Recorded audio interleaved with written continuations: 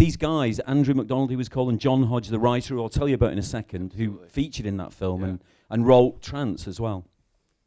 They got this screenplay called Shallow Grave, and they were looking for a director. They got money off Channel 4, £1 million, and all they had to do was find a director and find a decent cast. And they sent it out to about 20 directors, and I went in, I read it, and I immediately responded to it, saying, it's the best script I'd read in ages. It was the most exhilarating script, because it just didn't mess about, there was not pages of description, it was just this incredible dialogue between these people. Yep. And it was lovely hearing some of it again, Ewan McGregor doing some of that dialogue. It's just like, fantastic. Anyway, so I went in for the meeting with them, and I was very honest, and I said, it's totally ripped off from Blood Simple.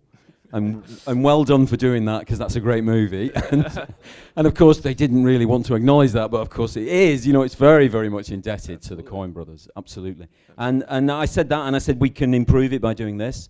And I'd always worked very collaboratively, naturally. And I think they really welcomed that, because I think their fear was they would be taken over by a director who would change the script and make it into something that they didn't want it to be. And we worked very collaboratively on it. We had £1 million. Our star was Kerry Fox, who actually at the time was the only one of them who was known, because she'd been in an amazing Jane Campion thing called Angel at My Table. And she was on the art circuit, she was a star at the time. And she was the one that guaranteed us the money. Because Channel 4, if we had her in it, and she'd been in Mr. Rose Virgin, she'd played one of the girls in there, because I'd always loved her as an actress.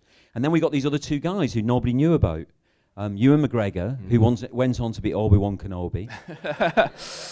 And Chris Eccleston, who went on to be Doctor Who at one point. So little did we know it, we had two Masters of the Universe in the future Masters of the Universe in the show. Is there anything that you made you like, would have changed that? Lots of things. We had £1 million, and we made it on celluloid, obviously, because as you could see by the telephones, it was a different era, and there were computers, but they were strange, big, fat things that sat in offices and stuff like that. So it was just from a different era. But we had £1 million, and we ran out of money. We spent all our money on the sets, which are the flat, and we spent all our money on that, and we ran out of money by the end. We had no money. The police scenes where the policemen come to interview them, they were all done right at the end of the movie on the last day, and we'd no money left. And so we sold off bits of the set and bits of the furniture, because it's pretty cool furniture.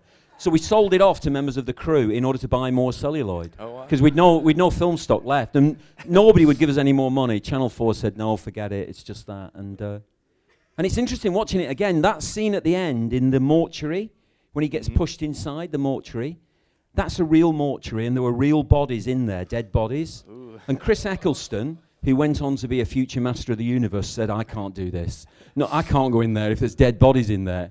So we had a bit of a crisis, and eventually we agreed that we'd put one of the prop guys in there, so that when the door is closed and it goes dark, he wouldn't be alone with the dead. There'd be somebody else. And in fact, you couldn't hear it very well. You can hear on the soundtrack this guy going, when the door closes and the lights go off, you can hear this guy going, it's all right, Chris. It's all right, like that, really quietly. I swear to God, that's the truth, yeah.